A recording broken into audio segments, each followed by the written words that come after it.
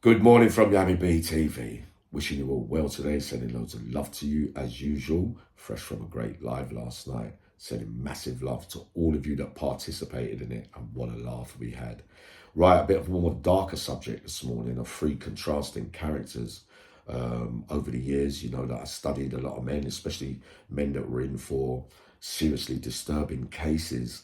And my opinion and what I thought of their characters and personalities, and whether they accepted their guilt and their part in things, and the way they carried themselves in there. And the first person I'm going to start with today is a geezer called Michael Clarke, right, who was in for a disturbing case of murdering his parents. Now, the ingredients that I remember is that his father was a martial arts expert.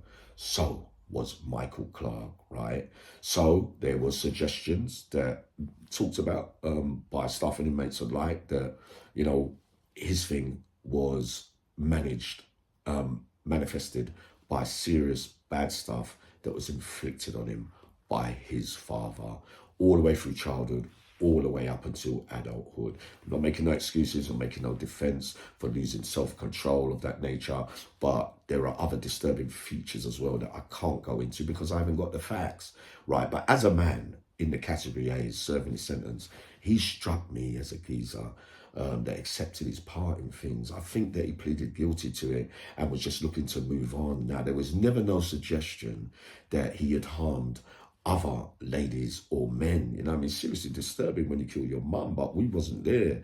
Attacking his dad and getting into a fight there after a lifetime of abuse, and then mum wants to protect it. You know, it can all go badly wrong. You know, some of us are blessed with, right? Lenny McLean rightly said, didn't he, that my dad used to beat me.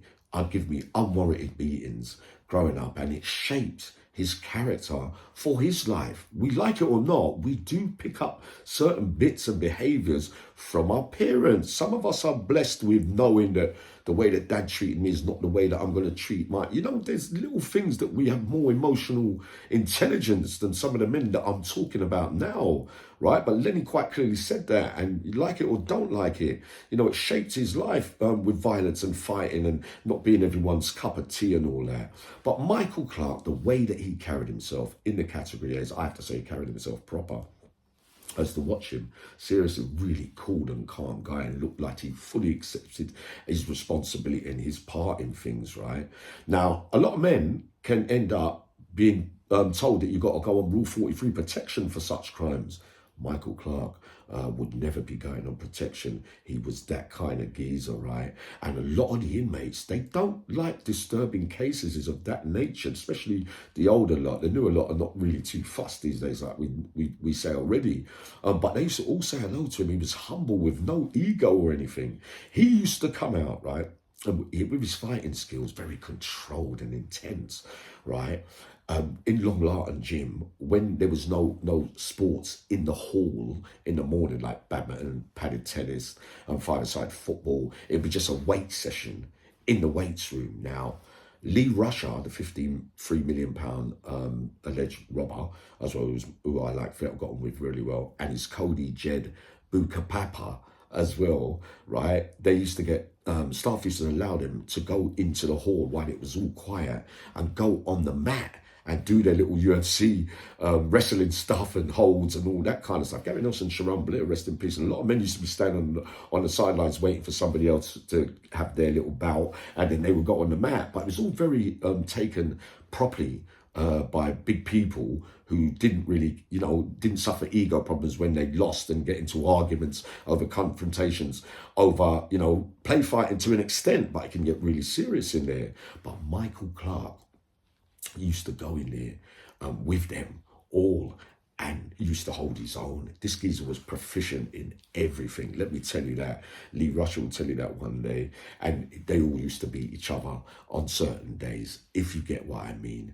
But I used to watch him. He was really accepted by other inmates in the way that he came across. Now, striking contrast to Jeremy Bamber, right? Now, some of you might not be aware of this, but I hated him. I just didn't like him on sight. He reminded me of someone that was just seriously manipulative, and no one liked him on Normal Location. way back in the day, right? There was a thing in the category A's, right, where he tried to manipulate a member of staff. They set him up. And he approached the member of staff, said, yeah, I'll get you, just give you some money. I want you to go and meet this guy so that you can say this bit and that for me. Not realizing that the prison officer was playing mole with you and went out and messed it all up and then exposed you for what I really thought you was, which was a horrible, evil, manipulative man. The great Razor Smith has been on telly saying that you lot campaigners out there, you say it the way you got to say it. Uncle Yami agrees wholeheartedly with the great Razor Smith that I believe, you know what I mean, that you did those crimes. You did those crimes and you tried to stay on normal location, but they run you off there once you got couple of beatings here and there. The public might not be aware of that. But again, I wasn't in the farm that night. But for me, his behaviour and the way that he comes across, pompous, the way he's manipulating, he's even making money from his cell from that story. And they're saying, yeah, but you know, there's a suggestion that, no, there isn't.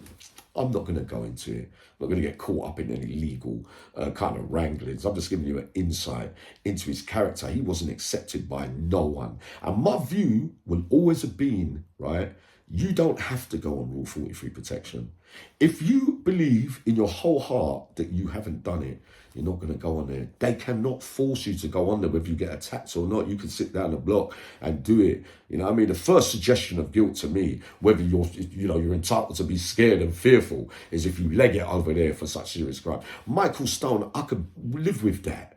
I believe Michael Stone is innocent. I did. At first, I had my doubts about it. Then I remembered certain parts of his character from back in the day. But he had to run because he's a real disturbing case that he can't get out of. And I love that little girl, Jodie. And that's one of the saddest cases, like Madeline McCann. I used to cry up and get water in my eyes over such cases. And I wanted to be judge and jury, hang him and slaughter him. But in reality, when you know, certain occasions, I thought, I don't believe it is. You know what I mean? There's something that always eggs you with Bamber. I could never feel that. You know that once they put me in the cubicle with him, he was in the Rule 43 cubicle and I was coming on transfer from somewhere in the old days of the phone cards, and I got locked in the room with him and I was so glad to be in. I got the phone cards and all right, nothing to boast about, Uncle Yami, right?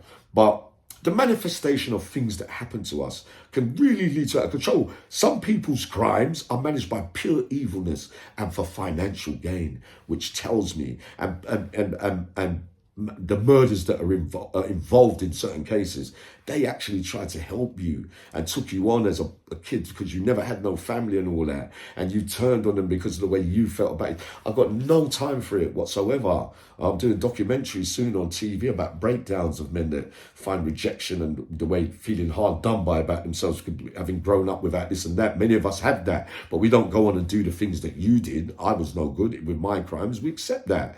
But the other thing I forgot to tell you is Robert Maudsley is on record as saying, when certain cases come up with Robert Maudsley, his is managed by what happened to him with his parents and the abuse. It's an absolute fact, right? That stabbing out the brain and eating, it's all bullshit. He stabbed someone in their head and he didn't eat the brain, man. Social media goes mad with the circus out there with certain things. But Maudsley's on record as saying, I wish I could have murdered my parents. I didn't think of that bit at that time. He's telling you what he would have done. So he's not hiding behind the things he's done. He's not even got no regrets. He's saying, no, that's where it spirals out of complete control, what you did to me, because the thoughts, the feelings and his thinking patterns that go with what happened to him lead him to believe that his self-esteem is so poor that there's something wrong with me, with the thoughts and demons that are coming on from sexual abuse and all kinds of stuff, that I don't want to hear this in my head. And I don't want to feel like I want to do that. So you know what? I'm going to take it out on you lot that did it to me, on people like that. Unfortunately, those are the facts, but it's very normal in other ways. I've got to tell you that.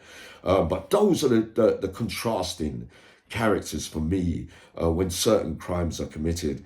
And it will always be when you don't accept your guilt in things and you lie after lie and you get caught out and other people catch you out, and still the campaigners come and try and say, oh yeah, the do-gooders, and that you get ladies writing to him, but some are a bit more, they're trying to catch him out and that kind of stuff. I knew a lady that we did that for those reasons, or they feel, oh, I'm absolutely intrigued with his story and all that. Oh, go on, behave yourself. I'll be up later after I go on a move. Sending special love to you all today.